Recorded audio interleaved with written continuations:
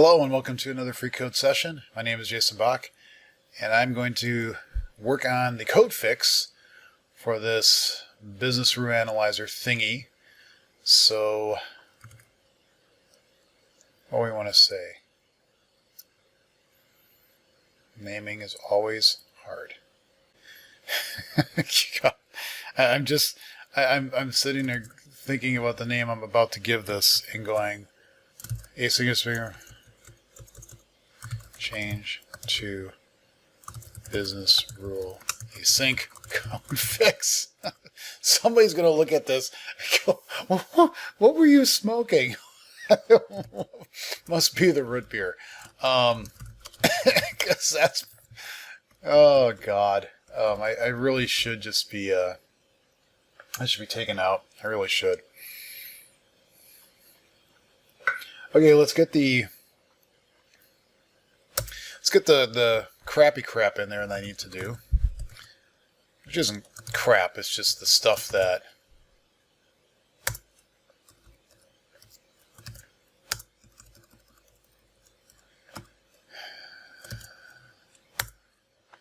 of course. Horses of course, of course, of course.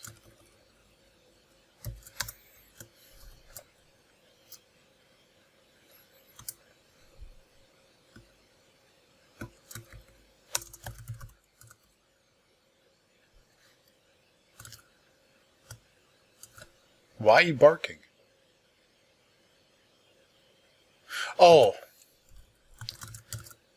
Need to descend the right thing. There we go. There we go. Excuse me. Goodness. Yeah.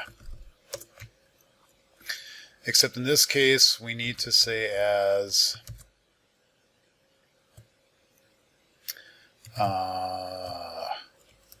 what?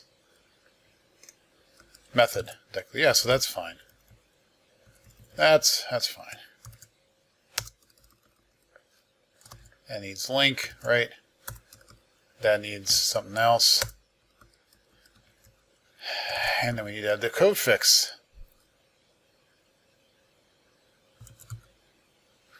Right.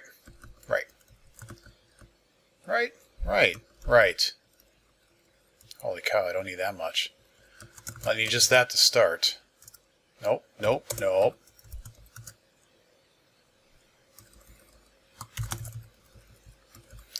Okay, so now I need to say new root is going to be root.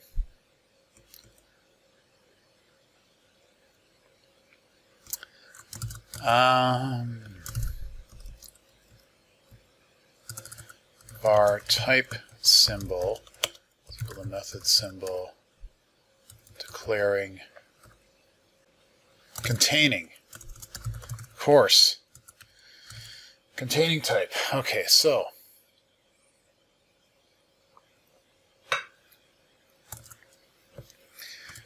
God, I need to think this through. What do I need to get here?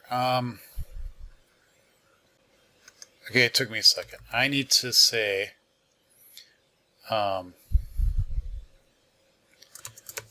well, first of all, I can say root replace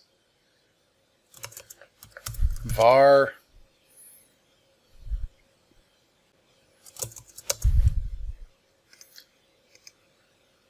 known Server Explorer. I do not need Server Explorer. What I do need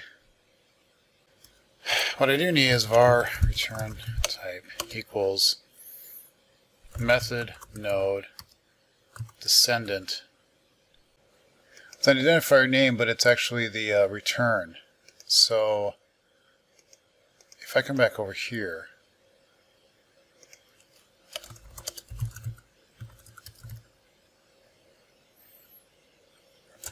no, I don't want it off of that.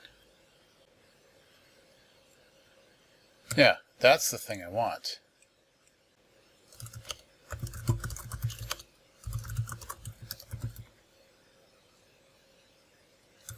And then I want the identifier. Because what I want to say here is root, I want to replace the node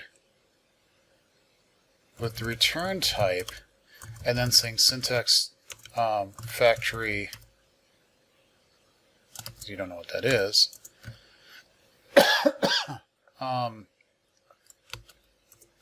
type.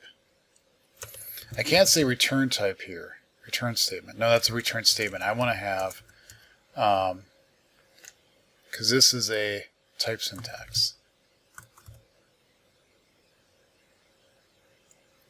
Not a type declaration. You know what? I just saw this today. Hold on. Sharp. So what happens if I just have here? Yeah, what was if I said async? Oh God, stop it. Task. Do it. Yeah. System.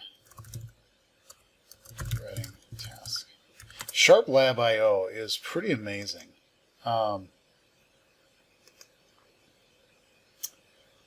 That's not enough. That gives me the syntax tree, but that's not giving me the warnings. What are your warnings?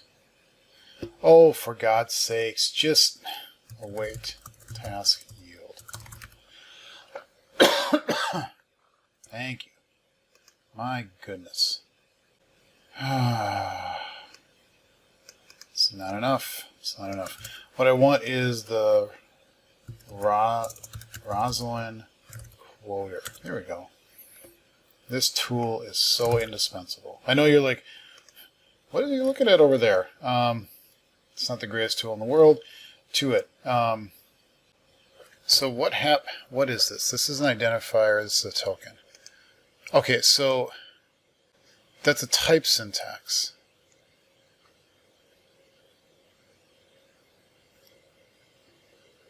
It's not what I was hoping for you to say that.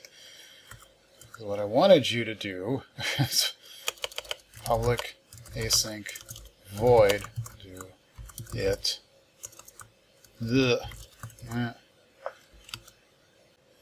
because there is a syntax factory method declaration that takes a type syntax.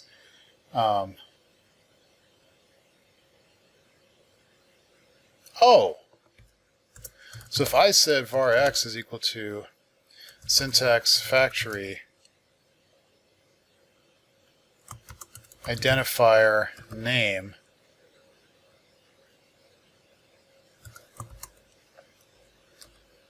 but those both give me identifier name syntax. So unless,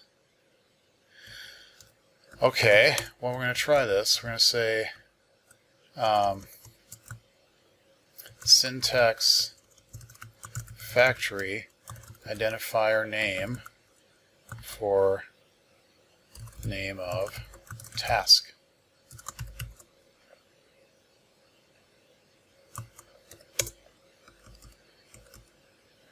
I really doubt that's going to work, but you know. So it's just going to replace that node with that node. And God help us. Okay. Dot replace, because that's a token. So we're going to say replace token. Sorry about the cough, but it is what it is. Method name with syntax factory token. Yeah, that's going to be a fail. It's a token because it's an identifier. So if I said identifier, just an identifier, that is a token. That is beautiful. So we're going to say execute async. Perfect. That's perfect. Now the one other thing I need here though is I do need to get the declaring type, because type Oh, this will be fun. Yeah, this will be interesting. What if, because it's possible that, here's the thing. It is possible that you could have like an inheritance hierarchy where your base class is not business rule. Maybe it's custom business rule. And that descends from another type that is in another assembly that we don't have access to. So in that case, we can't change it to business rule, async. We can only report. So the only way we can do this is if you are literally deriving from business rule. You could be handling it all yourself and be deriving from iBusiness rule. I mean, that is possible, but unlikely, though possible. And then in that case, we'd want to say iBusiness rule async. So we have to be a little careful here. We have to look at its immediate base type.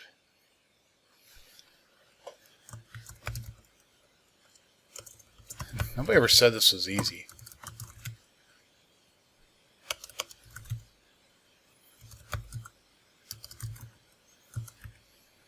Yeah, so, yeah.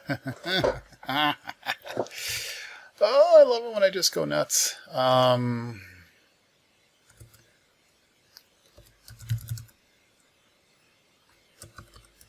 Declaring syntax ref. Oh, yes, because it could be partial classes and it could be all over the place. Oh, God. This is the fun. This is the fun. I will admit, this is so much fun. I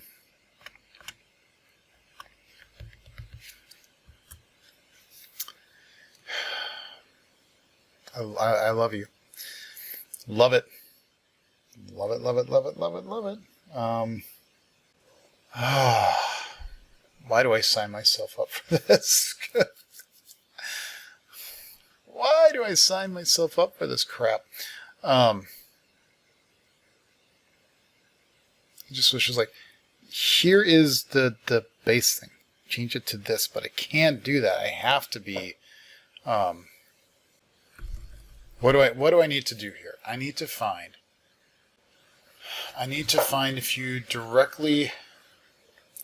Oh, then what would happen then if you, like, say you derived from a class that wasn't business rule, it was some other class, but you also implemented iBusiness rule. That would technically make you a business rule. And we don't want you to do that. So we need to find all of the direct base types or the direct base interfaces. We can't go up the tree because we can't go changing them everywhere else. We're saying on this class, you have either derived from business rule and or XOR and or. You've also derived from. So what we need to do is produce a number of things, stuff, references, declaring syntax references, syntax reference. So what we need to do is private static IEnumerable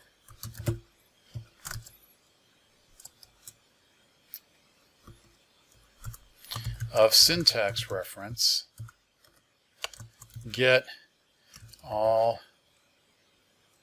relevant base types for our type symbol. I named type symbol, type symbol. Okay. Let's get rid of this. So, we need to say here is go type symbol var, okay, var type symbol base. Let's go to type symbol base. If TSB name is equal to business base, then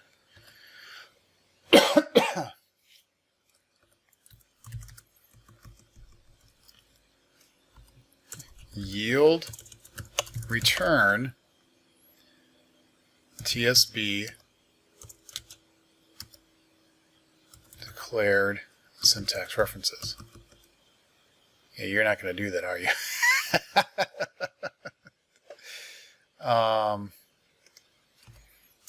As numerable? You suck. Okay, maybe I just don't. What I want to do is just say like yield all these. Return all of them.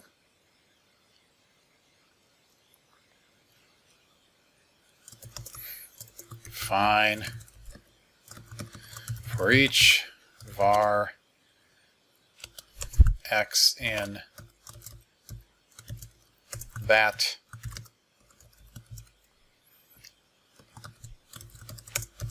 yield return x.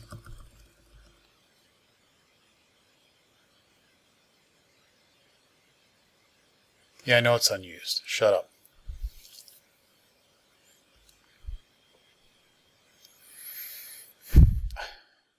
Oh, this is actually, I think, going to turn out kind of nice. Then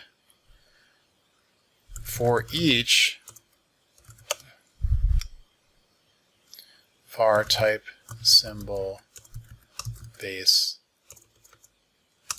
interface in type symbol base interfaces, right? Perfect. And then we're going to kind of do this. If this, son of a gun. Well, we're going to have to split this up. Yeah, because we can't. For in the one cases, for that one case, I need to say business base. For this case, I would need to say, and this is just if you have partial classes and you have them all over the place, you want them all to change. So, the thing is that I need to say, what am I replacing it with?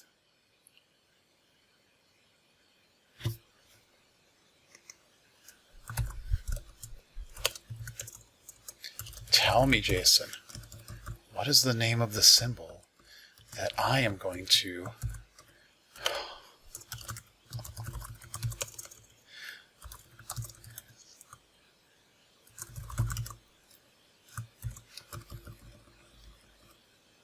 Thank you, Tupples.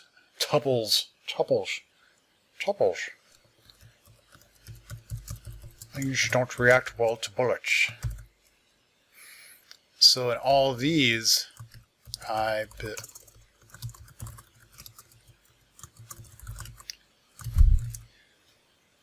and just because I don't know public, okay, I can't do this here. What I could do this is in the test, right? I could come to the test, anything, I don't care. Public class X, I business rule async.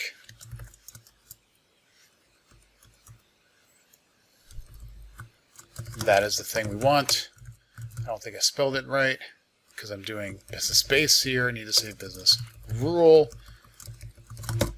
Oh. Because now it doesn't matter. It's a syntax reference. This is what we're trying to replace it with.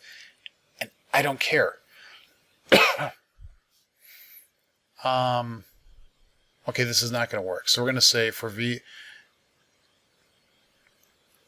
each var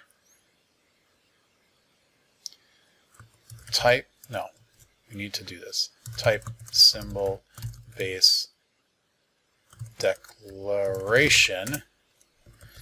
And in this one, we're going to say for each type symbol base interface declaration. And how dare you? That's wrong. Oh my God.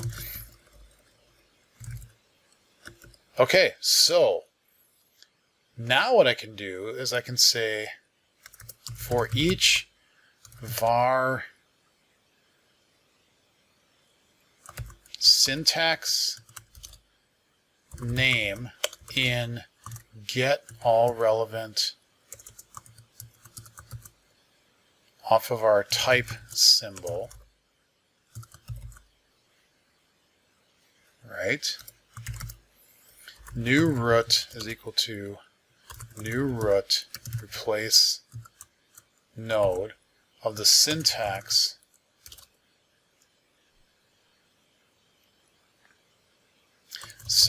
factory identifier name of name. Yeah, that was going to be too easy. Get syntax. That's what we want. We want a syntax node. No, don't. Type symbol base reference. That's what we're going to call it.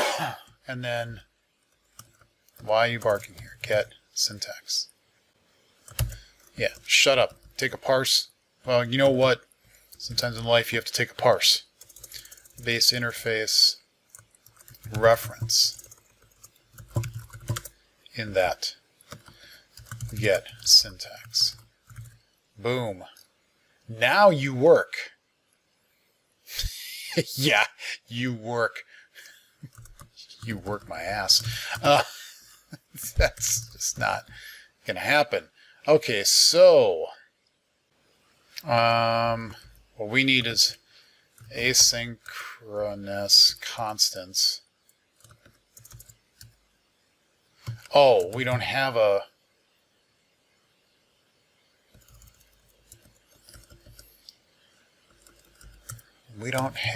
plan B. Rocky is just going to laugh at me. Update base type to asynchronous equivalence.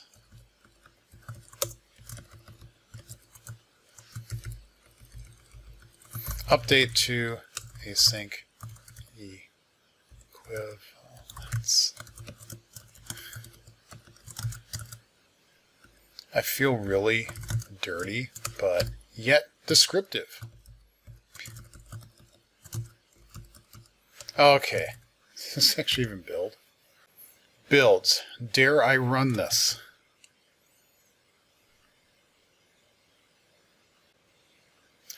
Okay.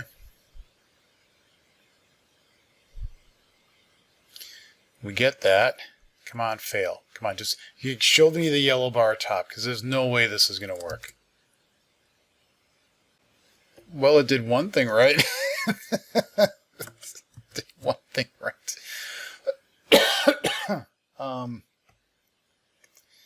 Yeah, it did one thing right. So what did we screw up here? It took the task here.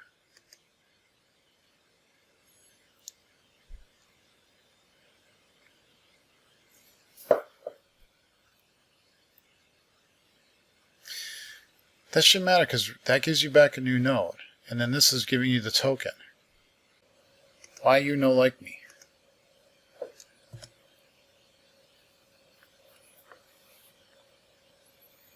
I was so hopeful. I know. If I wrote a unit test, I'm just trying to see a quick and dirty, excuse me, a quick and dirty just run to see if this would actually work or not. Come on. No, we don't need that. Don't need a breakpoint there. We know it's going to fail. I mean, it's going to error. That's what. Okay.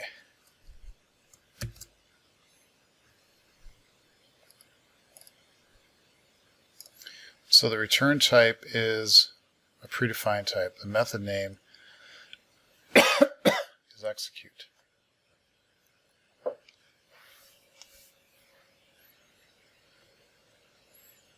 So we want to take Notepad++. Okay, so we do this, 10. So now what's new root? Copy value. Son of a gun. Cancel. So it does not change the name. Why would it not? I'm just curious. This really should not matter, but I'm going to say new root equals new root replace token. What was that thing with like new root? I thought there was I thought there was something that I could do to say replace all the, keep the trivia, essentially, what's surrounding the trivia if I'm going to replace a node.